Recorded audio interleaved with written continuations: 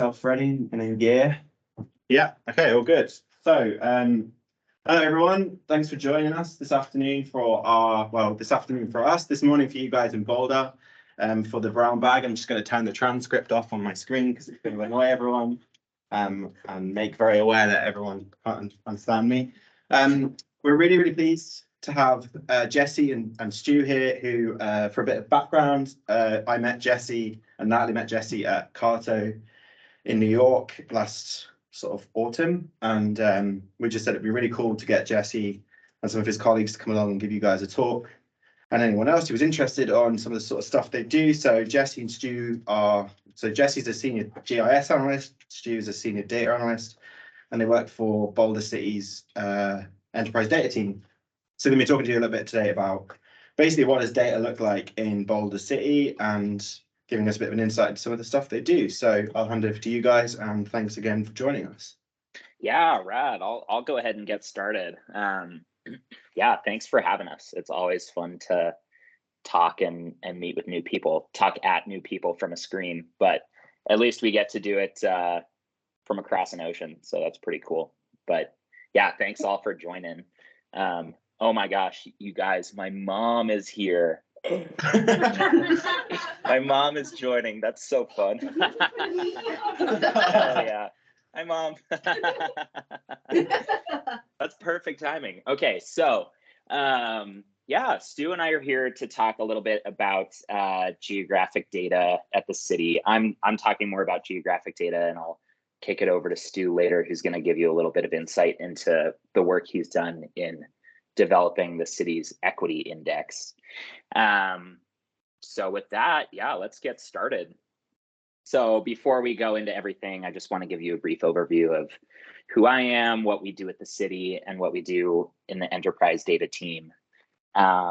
So again, my name is Jesse Nestler. I went to the University of Colorado at Boulder and did 2 degrees there. I did environmental engineering and geography. And I ended up going down the path of geography and GIS specifically as a career, because I like to say that I never had a bad day of GIS, but I had plenty of bad days of engineering. So here I am 5-6 years later as a senior GIS analyst for the City of Boulder.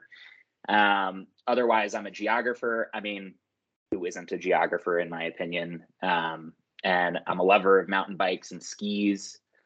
And let's see, a mundane but amusing fact about me is that when I put my dirty dishes in the dishwasher, I like to segregate it so that all of the spoons are in one place, all of the forks are in another, and all of the knives are in another, so that when I unload it, it's super easy.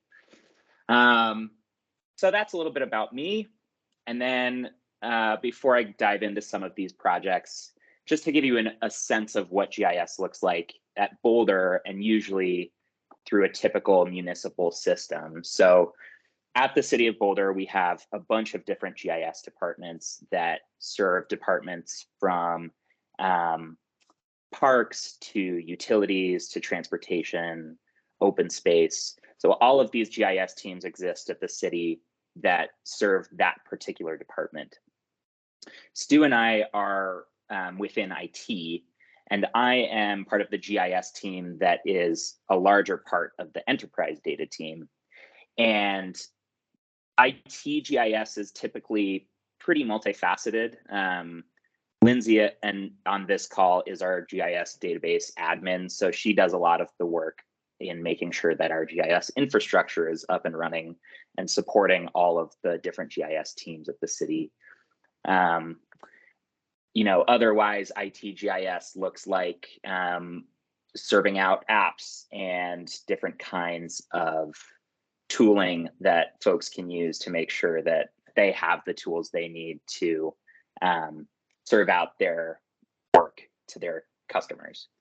So that's what typical GIS looks like at the city. And then the enterprise data team does part of that, but they also think more broadly about data governance at the city, how we use data, how we can avoid abusing data, and also making sure that any kind of enterprise projects that happen at the city have the analysts and whatever else that they may need. So I kind of ride that middle between those circles, where I do a lot of GIS tasks that help serve the customers, both internal and external within the city, as well as doing the data analysis that I think is really rewarding, some of the crunchy data analysis that we do. So with that, we'll go into some of the projects that I've done in the last year.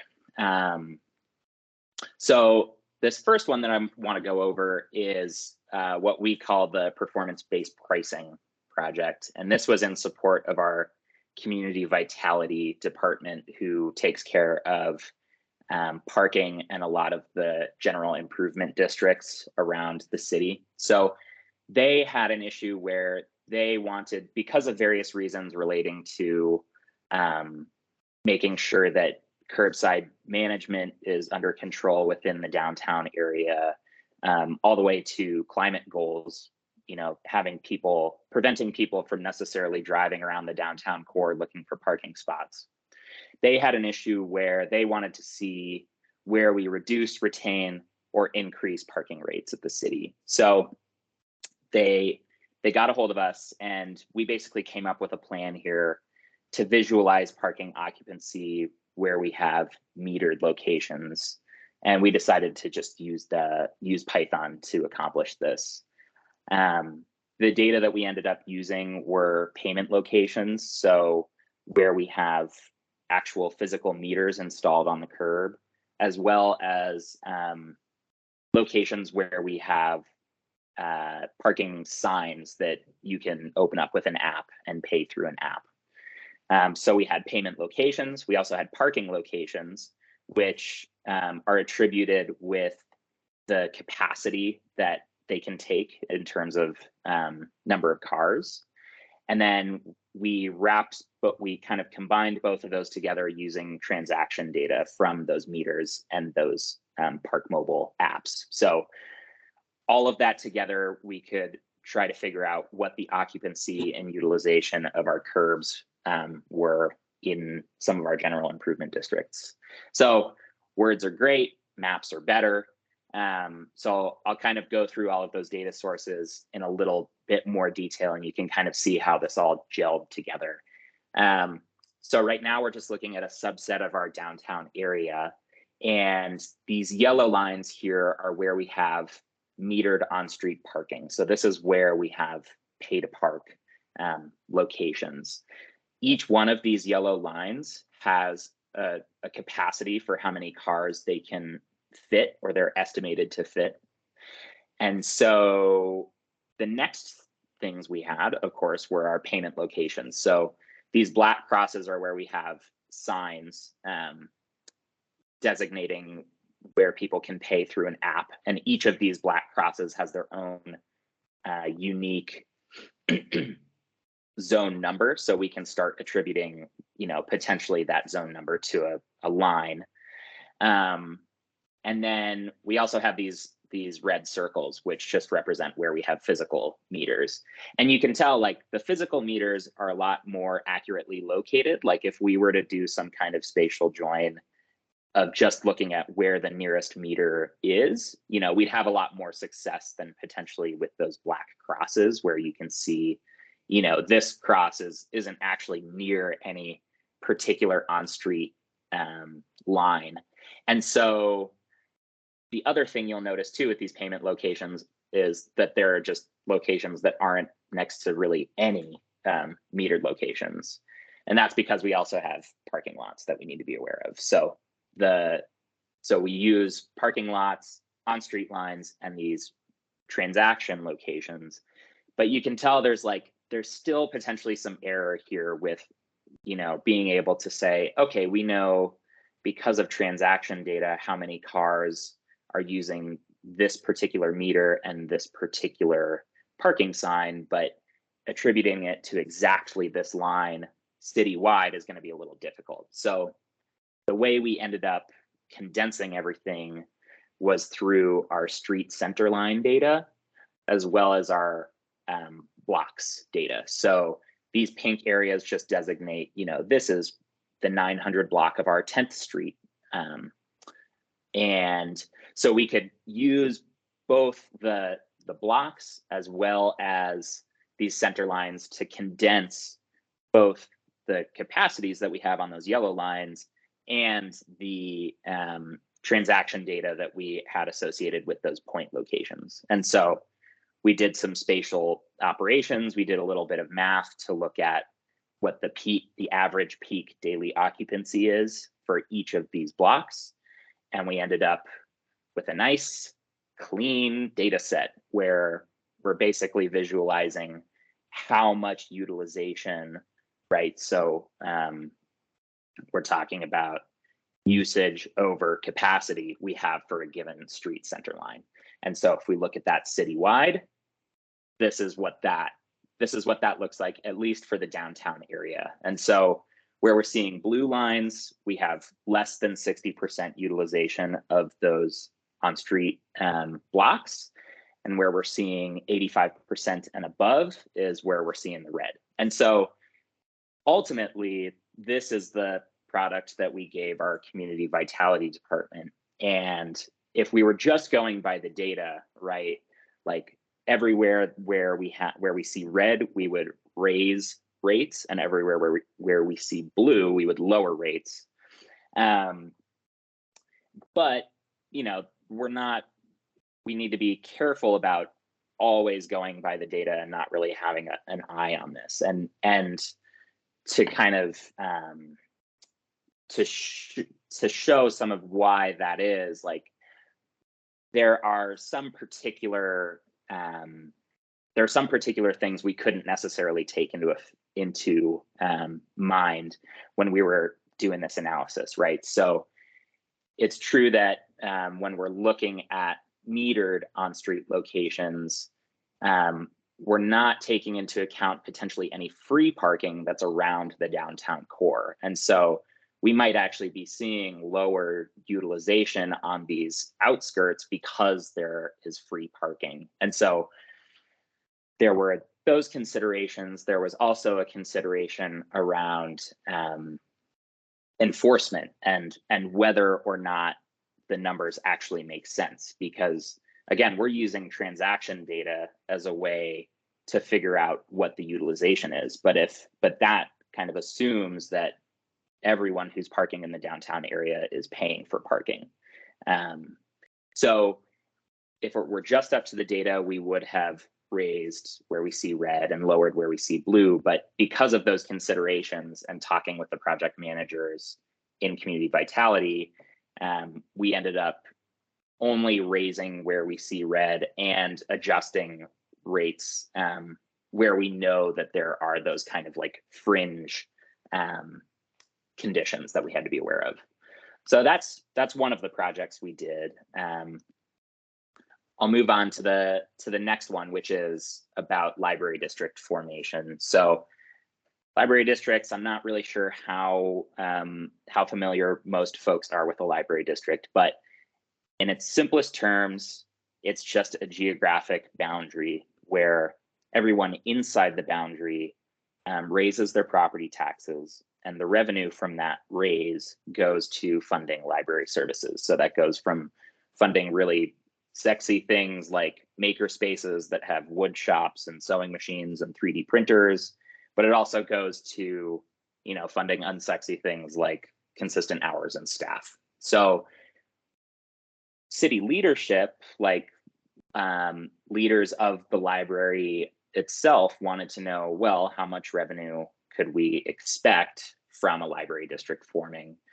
And to another extent as well, like the people of Boulder who are ultimately voting on whether to form a library district, they would potentially want to know, well, how much will I have to pay in property tax for my specific ownership stake in a parcel? So there was this kind of range of scales that we wanted to know information on, all the way from aggregate values of what's total revenue all the way down to like what's our per parcel revenue that we could expect. And so to accomplish that analysis, we ended up just doing an aggregation of the expected increase that we would see in property taxes. And we just did that using post-GIS. And when I say we, I mean, I really just mean me. It was just like a fun challenge to try to learn some kind of new technology. So as long as I was delivering a good product, didn't really matter the tools that I was using. So that was kind of lucky. So in order to accomplish that, we grabbed county tax assessments. It's publicly available data just on how much all of these parcels are actually worth and how much they end up paying in taxes. Of course, we grabbed the parcels, and then to wrap it all together, we had to look at only the parcels that are inside that district. And by the way, I just love this particular project because when you ask the problem, like the question itself doesn't necessarily hint that it's a spatial problem, but when we actually look through it, it does become a spatial problem. And I just love those kind of questions. So in order to do that, right, we had to pull that county data. So we ended up pulling ownership data from that database, and that has information on their tax accounts, their parcels, as well as addresses. And then we also grabbed the values for those tax accounts. So every tax account is potentially associated with a parcel and vice versa. And those tax accounts demonstrate the value for a given parcel that we're interested in. So we take both of those together, we join them up, and then eventually we join up that tax value information to the actual spatial parcels, which we get just from the county data as well. And then lastly, we're looking at this blue boundary as the district boundary. And what you may notice here is that the City of Boulder, these are our city limits here in this yellow. These are also voting districts, so not necessarily relevant to this discussion, but in this solid yellow area, this is where the city limits of Boulder are. And the reason this district is bigger than the city itself is because when we look at the data of who has a library card, and not necessarily who, but in aggregate, how many library cards we distribute, we have 130% of the estimated population of Boulder, which suggests, right, that we have people outside of Boulder using library services. So this was a good way of saying, okay, these are the areas that we think those potential library users are. Let's set those as the boundaries for where we end up raising property taxes. So again, we put that all together spatially, and then we get more tables. Isn't that fun? So this top left table here is just showing revenue on a per parcel basis. So this particular parcel at this address would expect to see $263 extra to their tax assessments in 2023, so on and so forth. The table to the right here is just showing that breakdown by the kind of development that we have on a particular parcel. So whether it's residential at the top or condos and apartments kind of lower down. We were also interested in looking at what that revenue looks like within the City of Boulder, and again, outside the City of Boulder, but in the areas that are still within the library district. And you can see just from the breakdown that inside Boulder, we have about 14-ish million coming from within the city, but then an additional 2.6 coming from unincorporated county lands. And then, of course, the big number that library leadership wanted to know is just in aggregate, how much revenue could we expect? And that ended up being around 16.5 million. The interesting thing with this analysis was that when we originally did it, we actually had a higher number. We had something like 18.8 million. And that was first because when we did the analysis, we anticipated a higher tax rate that they were going to use. But the other issue, which ended up accounting for something like 1.3 million of that error was because there were actually issues with the data that we had to fix, particularly with the parcels being duplicated. So funny enough, like that, or maybe not funny enough, I don't know, but that first wrong number is actually the one that made it onto the ballots that people voted on. And we caught the error just a little bit too late. And so that ballot ended up with the larger number. People actually ended up not really minding because they wanted to have an overestimate for people to vote on, but it's still just, it kind of, honestly, it shook me a little bit when I had reported the wrong number that ended up on everybody's ballots. But so it goes. And since we did this analysis, the library district has passed. So we're in the administrative parts of how to implement that. And then lastly, with this project, you know, we wanted, again, to communicate to residents how much they could expect to pay in a given year. So in addition to doing all those aggregations, we also published an open app that someone could just go in, search their address, and they could see pretty clearly, okay, if the library district passes, I would be able to, or, you know, I could expect to pay an extra $350 for my particular parcel. So hopefully we were helping, you know, dispel some potential misinformation around the library district actually forming by giving people the information they need to make an informed decision on their ballot. So that was pretty cool. Oh, it skipped. There we go. So the last one I want to go over, this is one that's actually a work in progress. So there's not a whole lot of details to share with this one, but we're currently working on a project where we have 2 aging fire stations within the city, and we want to know where to relocate them based on, you know, potentially population, where we anticipate growing population and dwelling units, but also based on where we've seen incidents in the past. So there's like a million different rabbit holes that we could go down with this analysis, but for now we're just in the EDA, the exploratory data analysis, of looking at these historic events and then also mapping our expected response times. And again, we're just doing this in Python. And so again, not a whole lot to share on here, but I thought I'd just point out some interesting ones. So this is looking at data in the last 5 years. If you look at Station 1, for example, Station 1 in the last 5 years has responded to about 13,000 incidents that were dispatched from the actual station.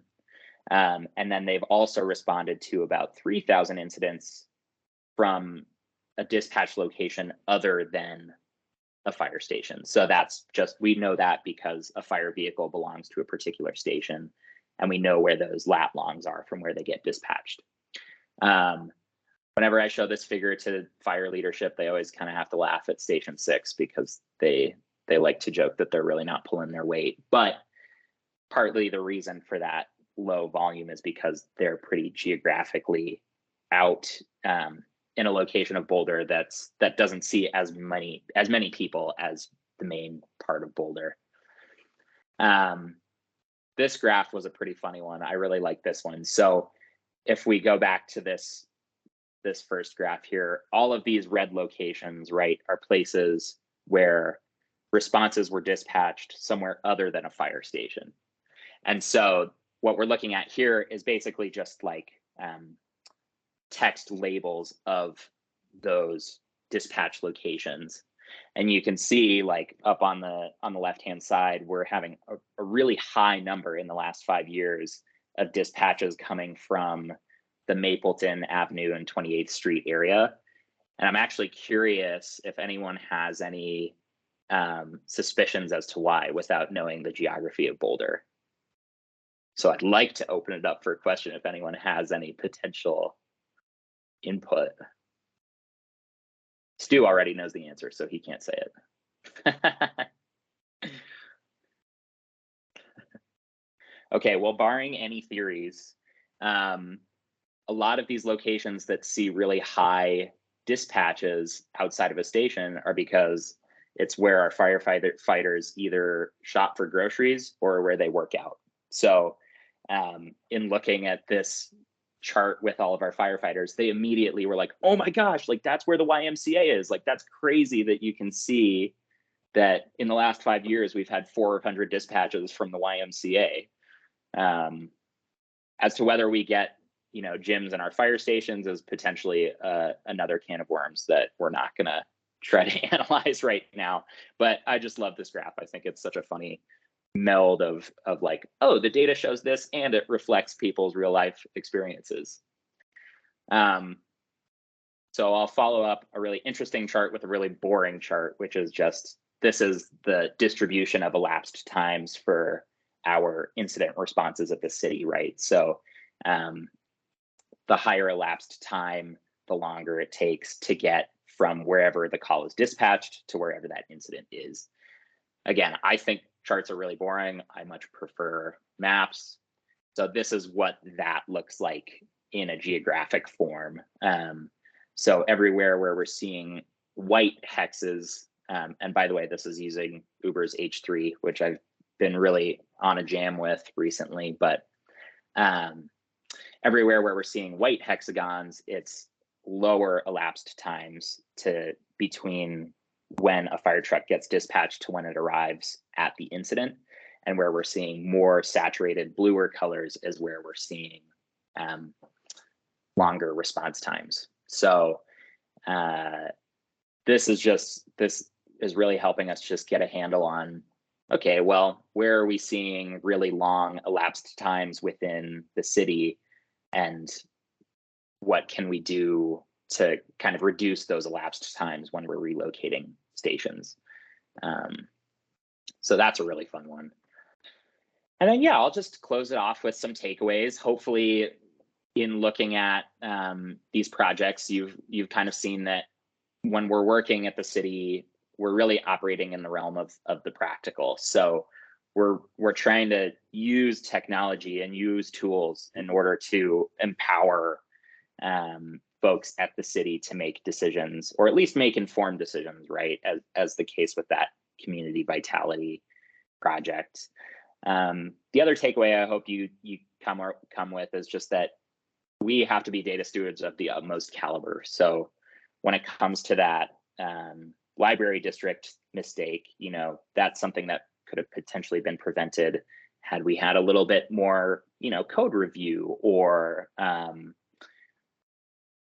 in looking at this fire station project, we have to make sure that, okay, like if we're really going to recommend locations for fire stations, we need to be really sure about our analysis and really triple check each other. So I think that's potentially a good takeaway here as we transition into Stu's presentation, where he'll talk a lot about our equity index and the pros and cons of being able to use that in analytics settings. But yeah, with that, I'd love to thank you all again. It's been really fun talking at a screen, but actually really fun, getting to see people's faces and see that there's interest in this stuff. And please reach out at any of these locations. I'd love to talk with you, get virtual coffees or not virtual if you happen to be around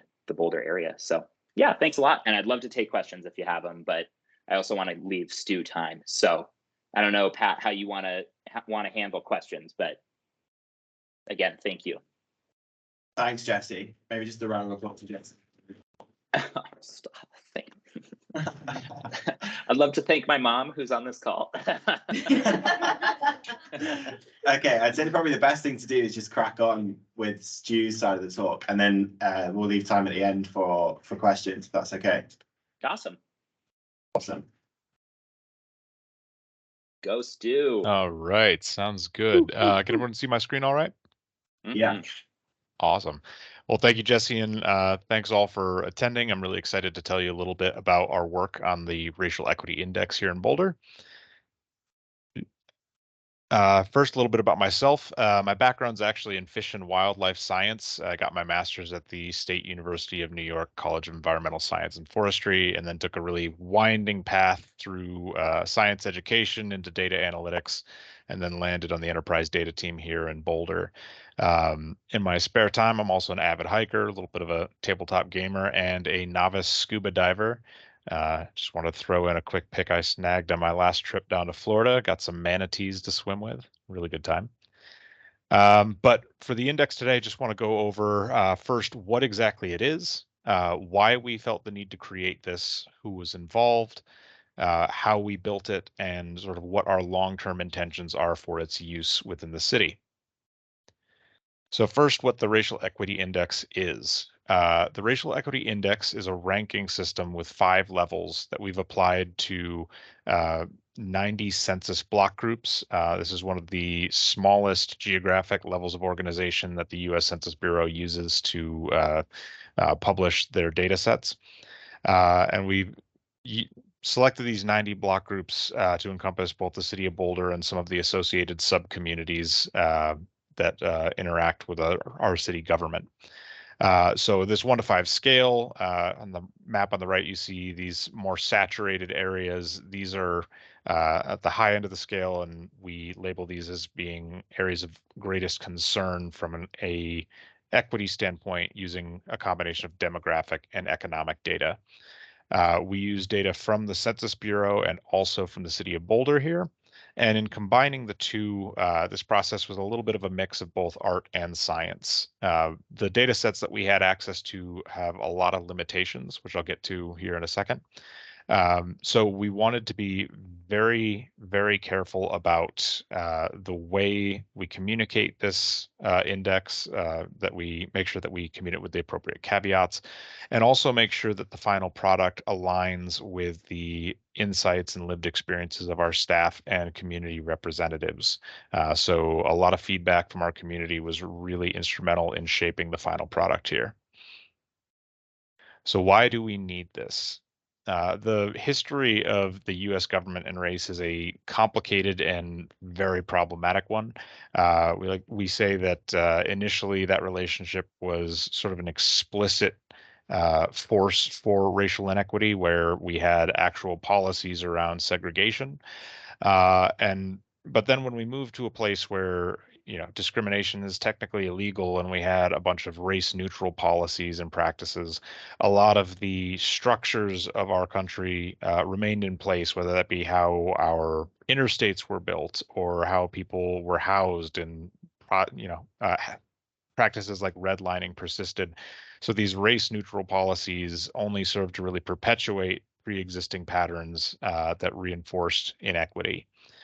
So now we're in a place where in the City of Boulder and a lot of other municipal governments across the country, we're really trying to take a more active role in undoing these systemic issues by developing proactive policies, practices, and procedures that are targeted at advancing racial equity. There are a number of ways that we can think about equity. Obviously, we can look at things like disability or inequities around age, but the City of Boulder has adopted a race-forward approach where this is sort of our guiding star in this space. And the reason for that is that in the United States, when you look at any number of different outcomes, whether you consider infant mortality or life expectancy, race remains one of the strongest, if not the strongest, predictor of outcomes. So our philosophy is that since this is such a critical issue, since it is such a strong predictor, if we focus on equity from a race standpoint, we will sort of capture all of the needs of our community, and it'll spill over where needed.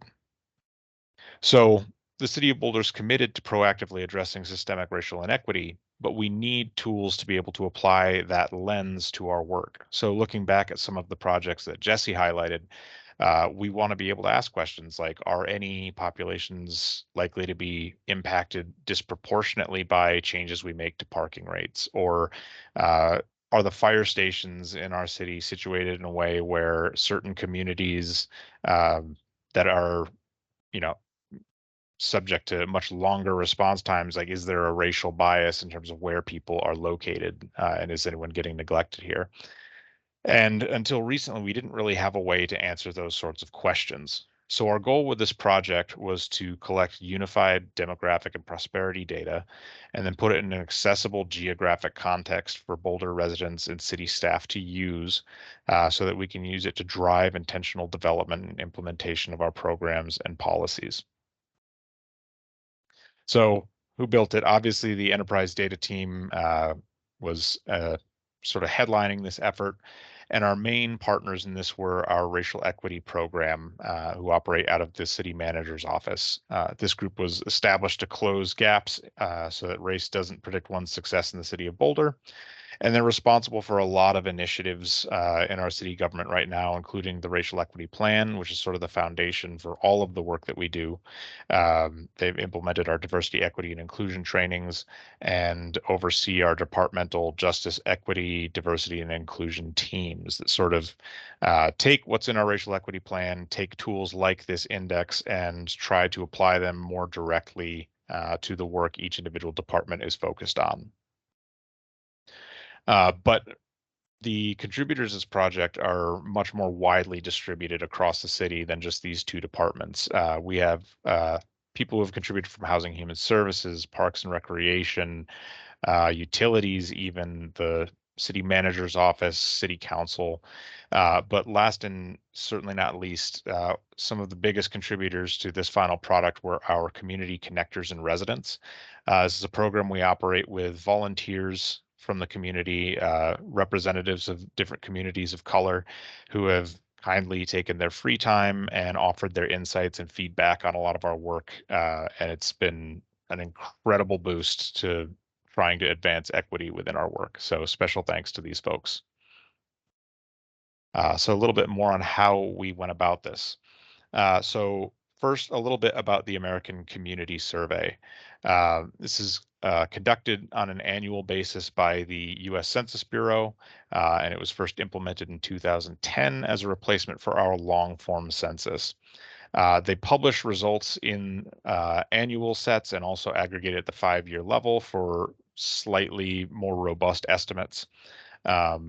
And it collects a lot more detailed demographic data than the US Census. This is where you need to go if you want to break down any number of variables by race or other aspects of individual identity. It's not necessarily as well known to the public as the US Census, but it's incredibly important because it's used to allocate over 675 billion in US dollars and federal and state funds on an annual basis. So really big decisions are made based on this data set. Unfortunately, there is a lot of controversy around the quality of the data contained in it.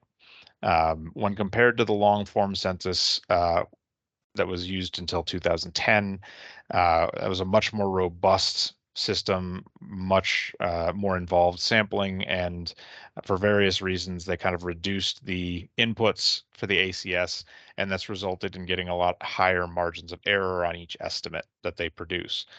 Now, looking at the different levels of geographic organization that they publish these results for, this really isn't a problem at the larger geographic levels, whether we're looking at states or regions or even counties. But for things that would interest cities, we're more interested at these smaller groups like census tracts or even down to the block group level, which is particularly important for a municipality as small as Boulder with about 108,000 people. So you get smaller and smaller sample sizes, the smaller you go the geographic area, obviously.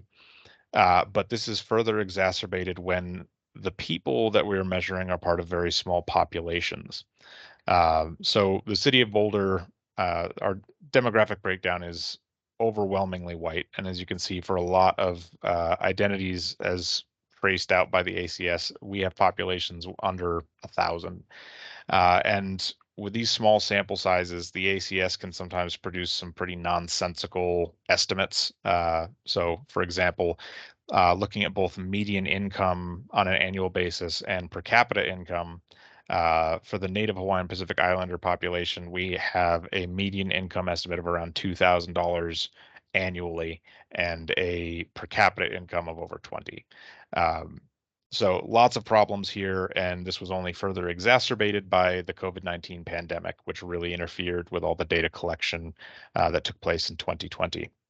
So a lot of issues with this data, and we wanted to find an additional data set that we could use to hopefully push past a lot of the noise here. So for that, we went to our Housing and Human Services Department, who collect address data for all participants in their various aid programs. We were really excited to tap into this data set and felt that it was incredibly relevant because if you look at this graph on the right, you'll see that compared to the general population of Boulder, as estimated by that department, individuals who identify as Black, Indigenous, or people of color, or BIPOC, are overrepresented in these aid programs, due, again, to some of the existing systemic inequities that they face on a day-to-day basis. Some of the main limitations of this data set are, while we have an idea of the demographic breakdown of uptake of these programs generally, for privacy reasons, we could not ascribe that to our point data. So we had no way to use this to reinforce estimates of the demographic breakdown at the block group level. And we don't really have a way of measuring if there's any bias in program uptake. So this is necessarily limited to people who participate in these programs. It's not comprehensive for the population as a whole. But our hope is, with these two independent data sets with their own independent sources of bias and error, and combining them, we can hopefully get a little bit closer to the truth of the situation and the real world conditions facing the people of Boulder. So to kind of clean this data and aggregate it and conduct our analysis, we relied on R. I've listed a few of the main packages that we used in this process, but really the heavy lifters here were the Tidy Census and Tigris packages, which are both created by Kyle Walker. They're a really user-friendly interface that allows you to tap into the Census Bureau's public APIs to pull these data, put them in a digestible format, and then easily associate them with the Bureau's shape files for the different geographic levels that they use for these aggregates. So we selected a wide variety of variables from both data sets, cleaned them up, assigned them to block groups, and then we scaled them to the block group populations using ACS population estimates and normalized them all for comparison. And our initial approach here was to gradually whittle this down based on the relationships that we saw to get a subset of variables to reduce the complexity of our model and to eliminate any conceptual redundancy, particularly around some of the economic measures that we were looking at. We then took that subset of variables and combined them in a weighted sum for a leave one out comparison to determine which variables were contributing the most to the ranking system that we got out of it. And I'm glossing over a lot of different details here, but one of the key discussions that we had in this process that I wanted to highlight is the decision of how to incorporate race and ethnicity into our racial equity index. This was a surprisingly complicated issue. So here on the right, I've got this messy matrix of scatter plots. We've got our economic variables in this purple box. So looking at median income, percent of the population receiving public assistance, percent living below poverty, and percent enrolled in HHS aid programs, all at the block group level. And then we've got that associated with a ethnicity variable from the ACS. Unfortunately, they only ask one question for this. It's, do you identify as Hispanic or Latino or not? And then various other individual race variables. And we've aggregated race and ethnicity as well into this percent BIPOC variable. And looking at how each of these race and ethnicity variables relate to the economic ones, we see that the strongest relationships to most of these variables came for the percentage of the population that are Hispanic or Latino, as opposed to any of the race variables. The one exception here being that the percent of the population that identifies as Black or African American most strongly correlated with the percent of the population living below poverty, which is part of why we retained both this measure and median income in our final index. You'll notice that compared to these other variables, the aggregate of every race and ethnicity category of percent BIPOC has weaker relationships than either ethnicity or the Black or African American percentage. And, normally we would kind of move away from using that variable as a result of this, but kind of looking back at some of the graphs I showed you earlier, again, we're dealing with very small populations. So it's very difficult for us to look at this information and say, because we don't see a statistically significant relationship, there clearly isn't one. So again, as a specific example, looking at that Native Hawaiian Pacific Islander population, out of the 90 block groups that we considered, only 6 of them had estimates for this population above 0. So this is where we really wanted to incorporate feedback from the community on how they wanted to be represented in this index. And we explained all of these caveats to them and all these concerns and kind of went from there. So based on the feedback of our community connectors, we ended up selecting percent BIPOC for a variety of reasons. One of the chief issues that they surfaced was a concern around privacy. They felt that the more we singled out individual identified groups, there was more capacity for someone to use that inaccurately or inappropriately, and we wanted to avoid bad actors misappropriating this index. So we felt that using percent BIPOC as an aggregation would sort of preclude that from being possible. And in addition to that, there's also there was a lot of controversy around race and ethnicity and how they overlap. So ethnicity is, while they're often used interchangeably incorrectly, ethnicity is a much broader category, and it's possible to have someone who identifies as both white and Hispanic or Latino, or someone who identifies as Black and Hispanic or Latino, and so on. So if we tried to separate race and ethnicity into their own elements, there was concern from our community connectors that this would disproportionately highlight some groups with overlap, and they wanted something a little more equitable across the board. So we took percent BIPOC and combined it with measures of median income, percent living below poverty, and percentage of the population enrolled in these HHS programs. And then from there, we double weighted the percent BIPOC variable.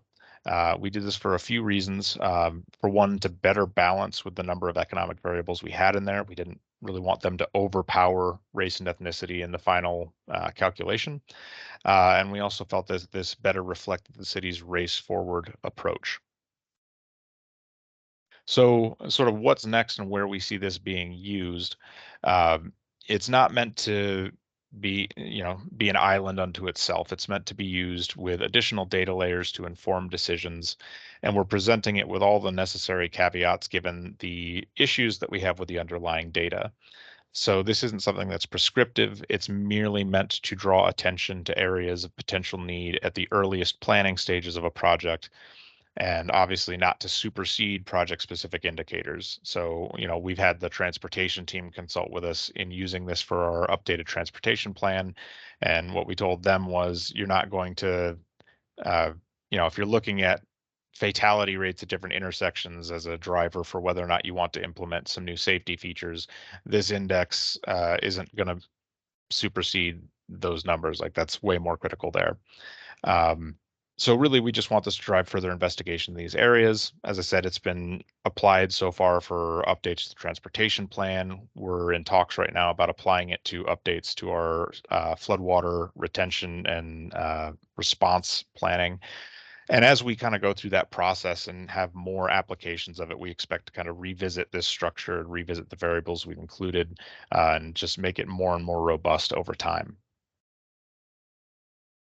So happy to take any questions if we still have time for them. Thanks again for your time. If you would like to reach out for anything, I've got my email and LinkedIn up here. And I've also included a QR code for the GitHub where you can find the repository for the index code. Thanks, everybody.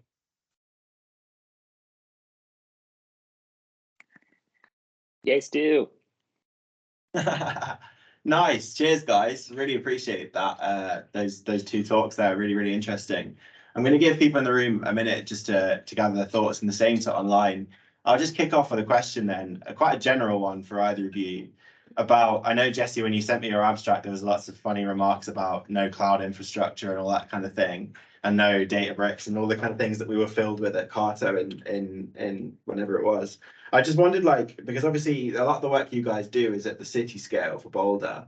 I wonder how often you would spend time getting to grips with sort of what the conventional big data sets, you know, like these huge data sets, whether that's something you guys come up with in your daily lives at all.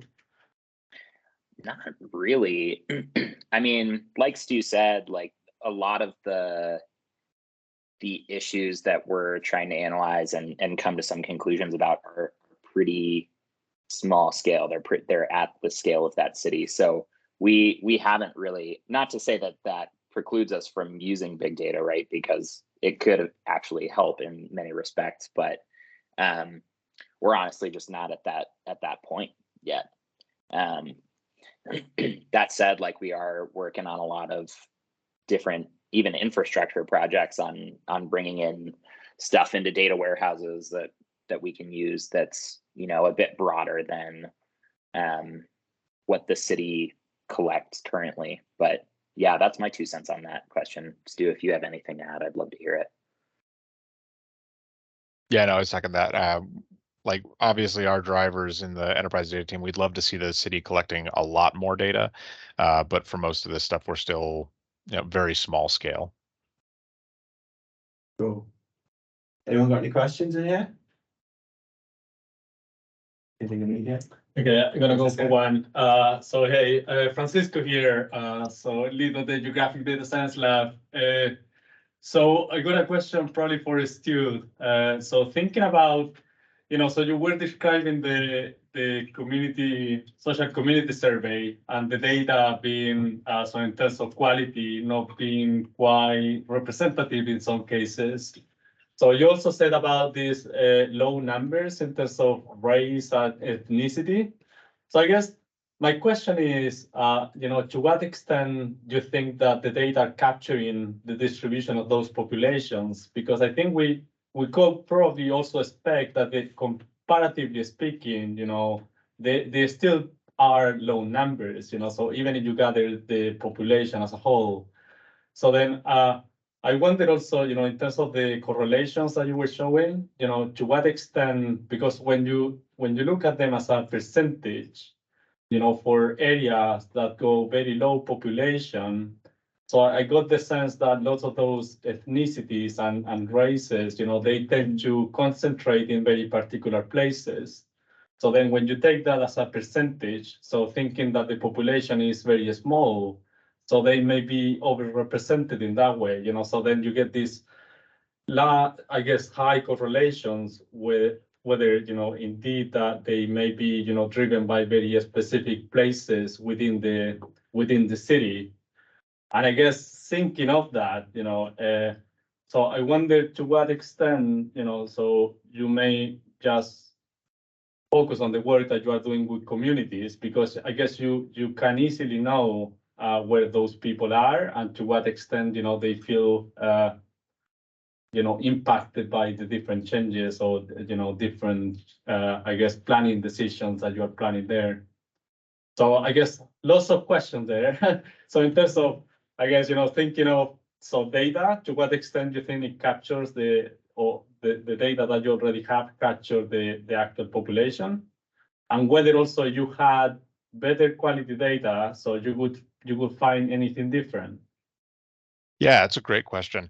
So yeah, we don't have, like I said, we don't have a lot of confidence in the specific estimates, but one of our driving assumptions here was that the relative population from block group to block group, you know, it's going to be the same sources of error. So from a comparative standpoint, we felt comfortable saying if it's estimating that this block group has a lower population of group X than this one, like we're comfortable saying that. We didn't have a lot of ways to sort of double check that against other data sources. One of the things that did kind of align is sort of something, an assumption that we've operated on for a long time, is that CU Boulder, the university in the city, is sort of one of the biggest sources of diversity that we have. And sure enough, when looking at the estimates from the ACS for the overall diversity of a block group, student housing really kind of popped out on that map. So that sort of reinforced our sense that it's at least giving an accurate representation of the comparative levels. Obviously we would like to deal with much better data, and if we could get actual estimates we had confidence in, we could start working on more predictive models and things to drive our work. But that's just kind of where we've been left with what we got for now. Any other questions? Anyone online at all? Yeah, No? I asked one in the chat. Oh, go for it. Do you want to just out? Can I read it out? Yeah. Yeah, it's not a technical question, but I wanted to ask if you enjoy your job and if you feel there is adequate emphasis and resources for GIS and data science within the local government. Yeah, I love my job. It's great. But like I said, I mean, I have always wanted to go into geography and GIS more generally, just because I think it's a more fun topic. It has a lot of potential. But yeah, I really love the job. I think, of course, there's always days where I'm putting data in our database and making it accessible to people across the organization, and it's not like super crunchy data analysis, but we all have those days. So I really love this particular team, the EDT, because we really are empowered to be really generalists in a lot of the projects that we take up. I mean, besides equity indices, like Stu has done work on so many other things related to, like HR metrics within the city. And we've also gotten the opportunity to serve up canopy height models and stuff like that. So I love this particular job and feel very,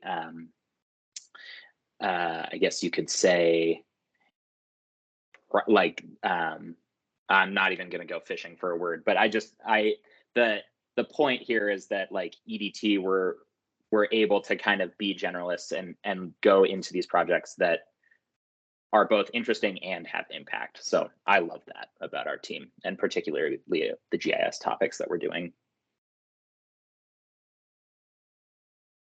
Yeah, and I'd echo that. Like, there's a lot of support for what we do. Obviously, I think everyone on our team would agree that it'd be great if we had like twice the number of people on our team to deal with the things coming our way. But the diversity of tasks that we have and the opportunities to really be innovative with our data analysis, it's really exciting. Nice. Well, anyone else? No? Okay, I appreciate it's 5 o'clock on a Wednesday afternoon here in the UK, so I think we're all feeling a bit phased and stuff. But I just wanted to thank you both again for coming and giving that. So just a round of applause for our speakers. Yeah. Thank you very much. It's really good to have you guys here. Really, really good to have you here and to get some perspectives on kind of how you can involve sort of these sort of things that we do on a day-to-day basis with the community and getting, positive outcomes for your cities and things, which is really, really cool. So thanks again for joining us, and we'll chat to you soon, I guess. Yeah, Brad, thank you all so much again. Really appreciate it. Thanks, everybody. All right. Bye, guys. Have a good Thank day. you. Enjoy your Bye. afternoon.